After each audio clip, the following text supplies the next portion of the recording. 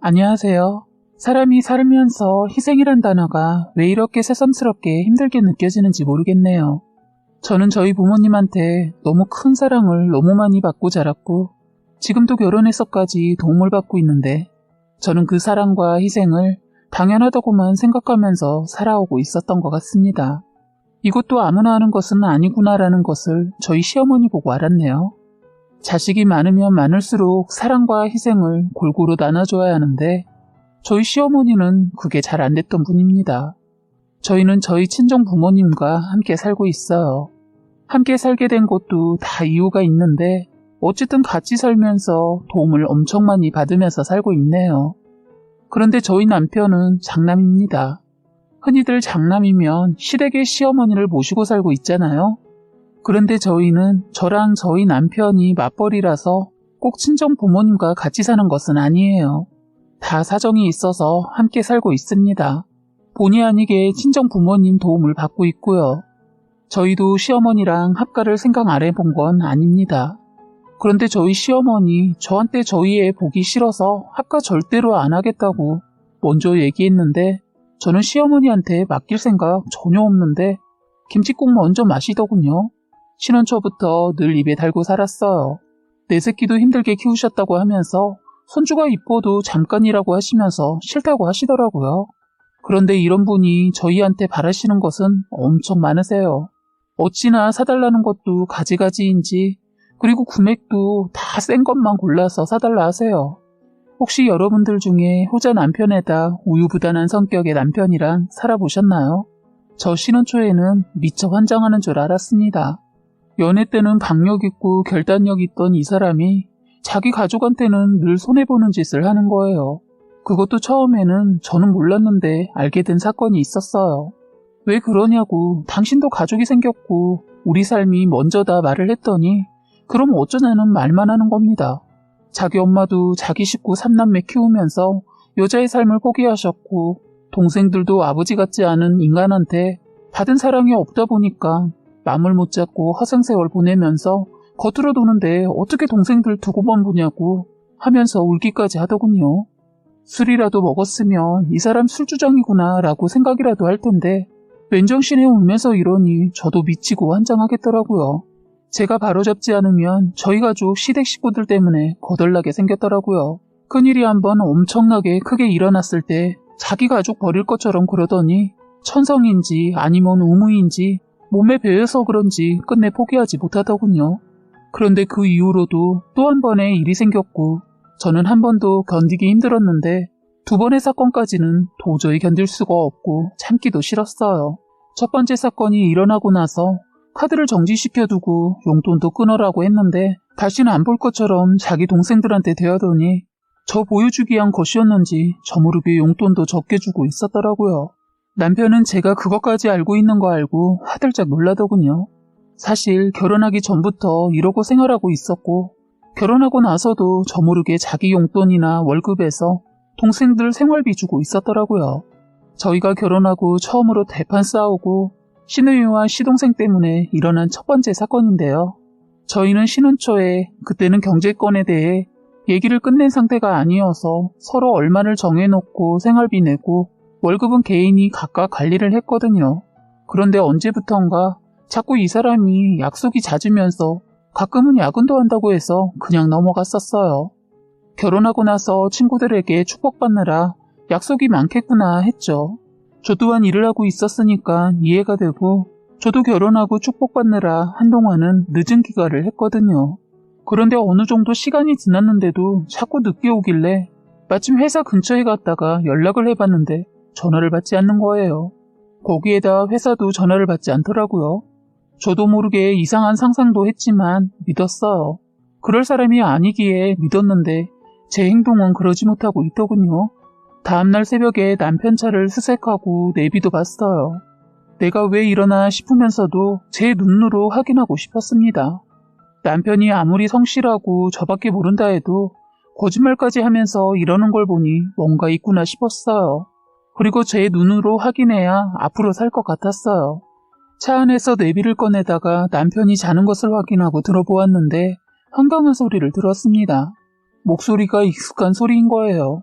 남편 여동생이었어요. 동생은 오빠한테 급하게 돈을 요구했고 남편은 서비스를 받았다며 언니는 모르는 일이니까 빨리 갚아라 이러니까 오빠 이번 달은 어렵고 취직하면 다다음 달에 준다고 약속하고 헤어지더라고요. 제가 상상했던 특별하게 남편의 이상한 점들을 찾을 수가 없어 그냥 끌까 하다 마지막으로 하나 더 듣는데 남편이 전화를 받더라고요. 그런데 다급하게 아르바이트를 구하는 남편의 목소리였어요. 시급이랑 시간대, 배달 이런 걸 물어보더라고요.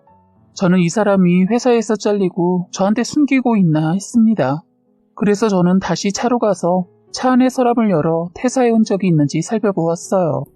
그런데 다행히 월급 명세서가 한 장이 있더군요. 날짜를 쭉 보니까 퇴직은 하지 않았더군요. 그래서 늦게 들어온 날 혹시나 해서 야근 기록이 있는지 찾아보니 전혀 야근을 했다는 흔적이 없는 거예요. 잠시 차 안에 앉아 저는 생각에 잠겼어요. 뭘까? 혹시 일 끝나고 아르바이트를 한 건가? 여동생 때문에 투잡을 하게 된 것일까? 나 모르게 동생에게 돈을 빌려주느라 모르게 일을 했나 보다 생각하고 저는 그냥 집으로 들어와 자고 있는 남편을 쳐다보았어요. 너무 힘든지 제가 들락날락해도 모르고 누가 업어가도 모르게 자고 있는 모습을 보니 짠하더군요. 저는 이 사람이 스스로 저에게 말하기를 기다려보자 하고 말을 하지 않고 기다려보기로 했습니다. 그러고 보니 저녁 늦게 들어온 남편은 씻자마자 잠자기 바빴고 아침에 일어나기 힘들어하는 모습이 떠오르면서 왜 저렇게까지 혼자서 다 짊어지려고 하나 싶었어요. 그런데 남편은 다음날 또 야근을 한다고 하는 겁니다. 그런데 기다려보자고 다짐했던 마음은 또 거짓말을 들으니까 마음가짐했던 것이 흔들리게 되더군요. 그래도 그동안은 월급 명세서를 제가 본 적이 없다 보니 야근을 진짜 했는지 알 수가 없었는데 이제는 확실한 증거가 있다 보니 더 지켜보다 따져 물어보면 되니까 그래 기다리자 조금 더 시간을 주고 기다리기로 결심했어요. 이번 아르바이트는 내비에서 들은 곳에서 연락이 왔던 모양이더라고요. 일이야 뭐 많이 하면 좋지만 그래도 투잡을 한다는 것은 너무 힘들지 않을까 싶었어요. 걱정이 되더군요. 그리고 저도 벌고 있고 집도 융자 조금밖에 안 받아서 그렇게까지 죽어라 일 안 해도 된다는 생각에 저는 끝내 더 참지 못하고 안 되겠다 싶어서 얘기를 해봤어요. 그런데 남편의 입에서 뜻밖의 말을 들었습니다.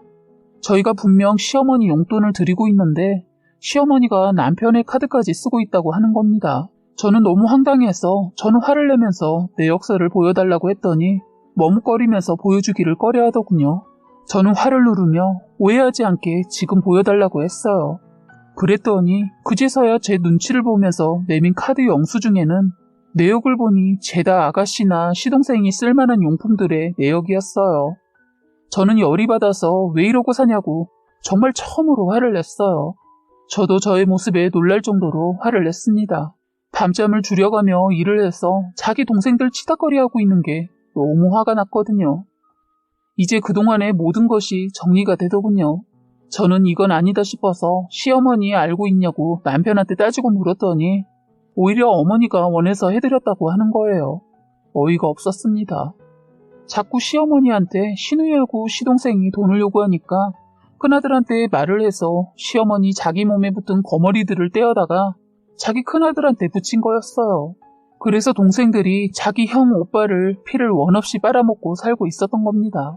자기 엄마 짐 덜어주려고 자기가 다 끌어안았더군요. 자기가 피말라 가면서 말입니다. 입은 비틀어져도 말은 바로 하랬다고. 자기 아들 딸 자기가 부양해야지.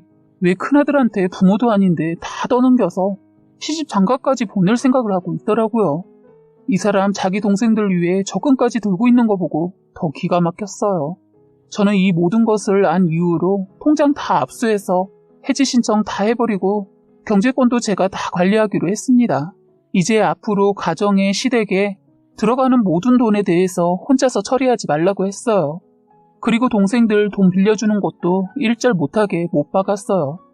그리고 밤늦은 시간대라 제일 중요한 카드 분실 신고 접수부터 했습니다. 다행히 남편이 제 말에 순순히 따라주더군요. 그런데 그러자마자 새벽에쯤 남편 전화에 불이 나게 전화가 오더군요. 바로 여동생과 남동생이었습니다. 저는 얼른 전화를 뺏어서 전화를 받지 못하게 했어요. 그랬더니 속이 탔는지 저에게까지 전화가 오고 나중에는 시어머니까지 전화를 하더군요. 저는 전화 받지 않았어요. 그런데 남편이 이때는 저에게 화를 내길래 이 전화 받음과 동시에 이혼이라고 했더니 머뭇거리기만 하고 전화를 뺏어가지 못하더군요. 자기도 누군가가 자기를 이 악몽 같은 터널에서 자기를 구해주길 바라고 있지 않았을까 싶어요. 유독 자기 가족에게 연민이 심하고 우유부단하고 판단력이 흐려지더라고요. 저는 이 사람을 구하겠다라는 결심이 섰기 때문에 독하게 나가기로 했어요. 그때 이 동생들은 전화가 안 되니까 문자며 톡을 사정없이 보내더군요. 온라인 쇼핑하려는데 카드 결제가 안 된다고 하고, 그리고 시동생은 PC방에서 게임하고 밥 먹고 계산하려는데 안 된다고, 아니 신우이 이것은 이 야밤에 온라인 결제 안 된다고 전화며 문자를 할 일이냐고요. 그리고 시동생도 밤새 처먹고 놀고 돈 없다고 결제 어떻게 됐냐고 전화하고 문자 보낼 상황이냐고요. 자기 엄마는 뭐고 왜 형이 부모 노릇해야 하는지 이해가 안 되었어요. 저는 전화도 문자도 다 씹었더니 이 세 사람이 아침 6시부터 초인종을 눌러대는 겁니다. 저는 남편한테 조용히 있으라고 했어요. 집에 아무도 없는 것처럼 조용히 있었습니다.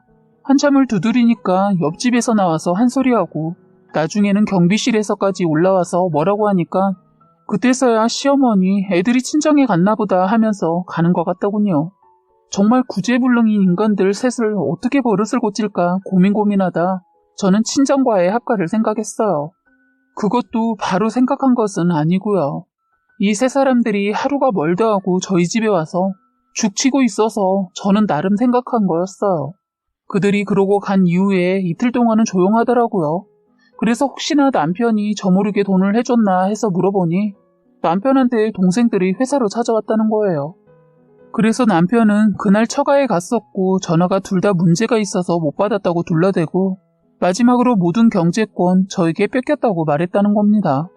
그러자 동생들이 더 난리를 치면서 바보 등신이냐고, 왜 자기가 벌어놓고 왜 돈을 쓰지도 못하냐고 어이없는 말을 했다는데 이들은 제정신이 아니구나 싶었어요. 정신 상태가 썩었더라고요. 남의 돈을 쉽게 알고 지들이 피땀 흘려 돈을 벌어보지를 않아서 자기 형이 얼마나 피땀 흘려 버는지를 모르는 썩어빠진 상태의 인간들을 더 이상 제 남편의 곁에 둘 수가 없겠다 싶어서 무슨 조치를 취해야겠다 생각하고 있었는데 이것들이 자기 형 오빠 돈을 제가 다 가로챘다고 저희 집으로 쳐들어온 거예요. 그리고 자기들도 식구니까 저희 신혼집에 있어도 되지 않냐고 하면서 죽치고 있으려고 하는 거예요. 냉장고에서 마구 꺼내다 먹고 마치 자기 집이냥 생활을 하는 겁니다. 솔직히 저는 저한테 겁이나 아니면 자기들 이런 사람들이니까 자기들 건드리지 마 이런 식으로 보여주고 이러다 말겠지 했습니다. 그런데 하루가 다 가도록 가지도 않고 그러더군요. 그러더니 다음날까지 안 가는 거예요. 저는 출근하기 위해 이른 새벽에 일어나서 화장실을 가려다 기겁하고 말았네요. 시동생 이것이 다음날 팬티바람으로 방에서 나오면서 자기 손을 거기다 놓고 박박 긁으면서 저와 마주쳤는데 아무렇지 않게 고개만 까딱하고 인사를 하더니 화장실로 들어가는데 순간 너무 놀라서 비명을 질렀어요. 그 소리에 놀라 남편이 방에서 나왔고 시동생 볼 일이 끝났는지 팬티도 다 채에 올리지 않고 나오는 거예요.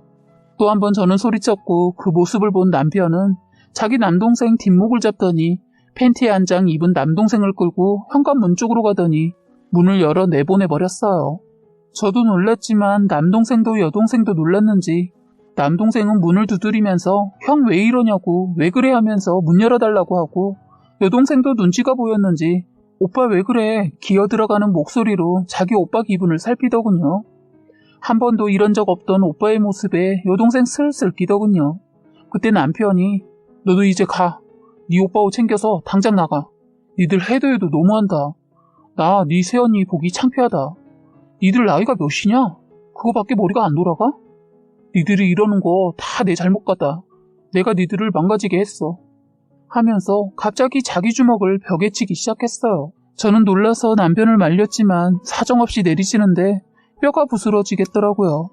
여동생도 놀랐는지 간다고 그만하라고 하면서 짐을 챙겨 후다닥 나갔는데 그때 시동생 그 사이 들어와 자기 형한테 달려들려고 들어왔다가 자기 형 하는 거 보더니 뒷걸음질을 치더군요. 그때 남편이 너희들 지금 안 꺼지면 내가 너희들을 어떻게 할지 모른다. 내가 나쁜 짓 하지 않도록 당장 나가 했는데 남동생은 끝까지 버티더군요. 그러자 남편이 부엌 쪽으로 갔어요. 서랍을 열더니 칼을 꺼내자 남동생 그제서야 정신이 번쩍 들었는지 팬티바람에 주랭랑을 치더군요. 죽긴 싫었나 봐요. 남편은 두 동생이 사라지자 그 자리에 풀썩 주저앉더니 저에게 사과를 했어요. 미안하다고. 저는 남편을 안아주면서 고생했어. 이제 다 내려놔. 내가 이제 당신 동생들이 당신 힘들게 못하게 할게. 했더니 이 사람 고함을 치면서 목 놓아 울더라고요. 그것을 내려놓기가 그렇게 힘든가 보더라고요. 저는 남편을 진정시키고 왜 그렇게까지 동생들과 엄마를 위해 희생을 하냐고 묻자 대답하더군요.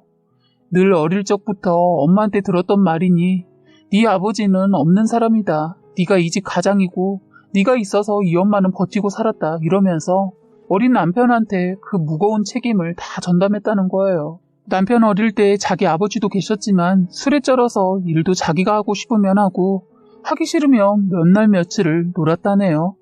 그 몫은 당연히 저희 남편 몫이었다고 합니다. 학교 다녀와서 애들은 서로 굴렁쇠도 가지고 놀고 자치기 술래잡기 등등 동네가 떠나가라 애들은 놀고 있었지만 남편은 무능력한 시아버지 대신해서 지게도 지고 어린아이인 남편 손엔 농기구가 들려 있어야만 했다네요. 그렇게 유년기를 보냈고 청소년기 때 아버지가 바람이 나서 나가버리고 그때부터 정말 가장처럼 가족들을 위해 자신을 희생하고 잠이 오면 자기 뺨을 때려가며 잠을 깼다는 겁니다.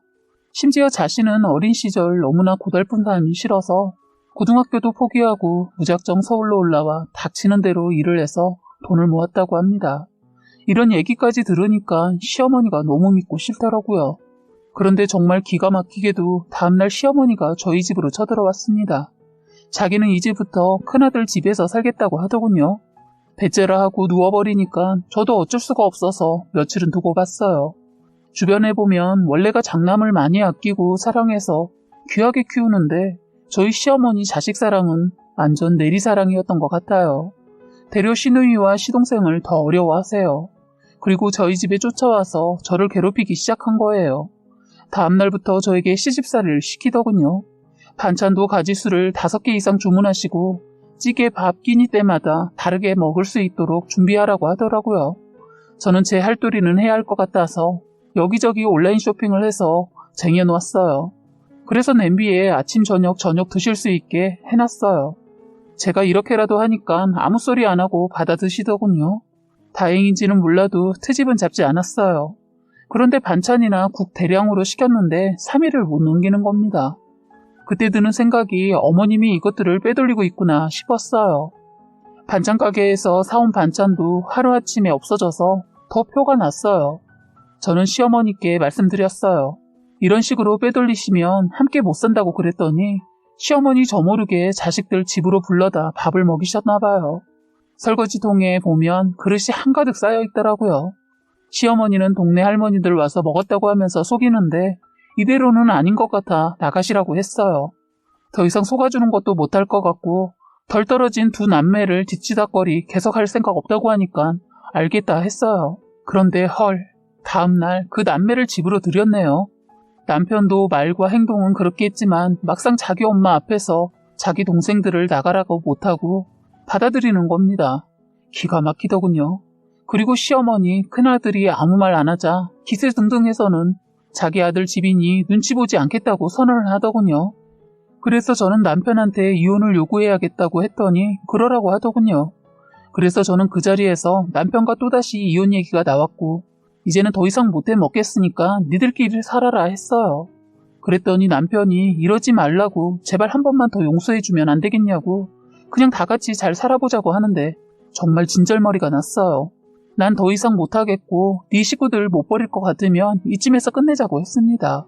시어머니는 오히려 더 열을 내면서 자기도 너 같은 며느리 꼴도 보기 싫으니까 이 집에서 당장 나가라고 하더군요. 그래서 제가 이 집 이 사람 집 아니고 이 집 구할 때 이 사람은 절반도 아니게 보탰다고 하니까 할 말이 없는지 가만히 있더니 말 같지도 않은 말을 하더군요. 이혼 위자료를 하고 생각하라는 겁니다. 아니 누가 누구에게 청구를 해야 할 판인데 저한테 먼저 이혼 얘기 꺼냈다면서 깨끗이 주고 나가라더군요. 이렇게 머리에 든 게 없어서 행동도 저렇게 하나 싶더군요. 저는 남편을 쳐다보았고 당장 이대로 네 집안 식구들 끌어내지 않으면 우리 부모 부르고 경찰까지 부른다고 했어요. 그러자 남편이 자기 식구들을 일으켜 세우며 나중에 다시 얘기해보자 하면서 가자고 하더군요. 일단 그 사람들을 내보내는 게 먼저일 것 같아 자극시키지는 않고 다들 나갈 때까지 기다렸어요. 전 남편도 제 눈앞에서 꺼져버렸으면 좋겠다 싶어서 남편도 나가자마자 문을 걸어 잠가버렸어요. 시어머니 밖에서 문 열라고 욕하며 소리 질렀지만 남편 그냥 두라고 하면서 자기 식구들 데리고 가는 것 같았어요. 저는 며칠을 휴가를 내고 집에 있었습니다. 몸이 너무 좋지 않더라고요. 그래서 간신히 몸을 챙겨 병원을 찾았는데 뜻밖의 소식을 들었습니다. 임신이었어요.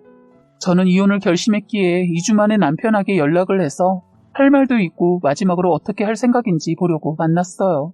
그동안 남편도 저에게 생각할 시간이 필요하겠거니 생각했는지 연락을 안 하고 제 연락만 기다리고 있다가 제 연락을 받고 허둥지둥 나왔더라고요. 남편과 저는 커피숍에서 만나 10분 정도는 서로 말을 하지 않았습니다. 겨우 첫 마디 꺼낸 것은 저는 끝내자고 했고 남편도 역시 첫 마디 꺼낸 것이 안 된다고 그러더니 자꾸 미안하다고 빌더군요. 사실 저도 남편과 끝내고 싶지 않았기도 해서 결단을 내리지 못하고 있었습니다. 이대로는 안 될 것 같아 제가 먼저 자리에서 일어나면서 우린 여기까지인 것 같다 하고 일어섰는데 갑자기 현기증이 나면서 자리에 덜썩 주저앉고 말았어요. 남편도 놀라서 달려와 저를 잡아주었고 놀라서 물을 한 모금 들이키는데 헛구역질이 나는 거예요. 저는 입도 또 입덧이었지만 이혼 생각에 스트레스를 받아서인지 몸이 좋지 않았어요. 그래서 더 먹지도 못하니까 몸 상태가 말이 아니었죠. 남편은 저를 보고 얼굴이 말이 아니라면서 어디 아프냐고 걱정을 했어요. 임신까지는 생각하지 못한 것 같았어요. 저는 속이고 이혼하려고 했는데 갑자기 옆 테이블에 계신 나이가 있으신 여자분께서 오지랖을 떨어서 남편이 알게 되었네요. 옆 테이블 아줌마가 새댁이 임신했나 보네, 입덧인가 보다 하더군요. 남편은 저를 빤히 쳐다보며 정말이냐고 묻더군요. 저는 시치미를 뚝 떼고 힘들어서 밥을 못 먹어서 그런 거라고 했더니 옆에 아줌마 또 나서서 아니야 임신 확실해 하는데 이 아줌마가 왜 저러나 싶었어요. 뜻하지 않게 이 사람이 제가 임신했다는 걸 알아버린 남편은 제 손을 꼭 잡더니 절대로 자긴 이혼 못한다고 자기한테 기회를 달라고 그리고 시간을 달라고 하더군요. 그래도 저는 그때 독하게 맘먹고 이 사람을 버리려고 이혼을 하자고 했습니다. 저도 아이 소식 듣자마자 마음이 다 정리가 되지 않았지만 아이를 위해서라도 이혼을 요구했어요. 이 사람은 어떠한 일이 있어도 자기 가족을 절대로 버릴 사람이 아니기에 절대로 이혼 못하겠다고 버티더군요. 그때도 울고불고 가만히 보니까 이 사람 찌질이처럼 눈물이 많고 상처가 많은 사람 같았어요. 이런 상황에서 제가 이 사람을 그 순간 버리면 이 사람은 완전 무너질 것 같았어요. 저는 이 짐을 제가 끌어안기로 하고 대신 약속을 하나 했어요. 앞으로 무슨 일이든 혼자서 결정했어도 안 되고 시어머니 원하는 대로 다 해줘도 안 되고 제일 먼저 동생들 생활비 주는 것부터 끊으라고 했어요. 그런데 남편은 제가 원하는 것보다 더한 것을 하고 제 앞에 나타난 겁니다. 남편은 제가 임신인 걸 확인하고 나서부터는 몰라보게 달라지기 시작했어요. 제가 시키지도 않은 시댁 식구들과 등지고 왔더라고요. 자기도 이제 가족과 새끼가 생겼으니까 더 이상 그 무거운 짐 내려놓고 싶다고, 더 이상 보고 살지 말자고 연을 끊고 왔다는 거예요. 그런 다음 남편은 저희 집을 내놓고 처가로 들어가자고 했어요.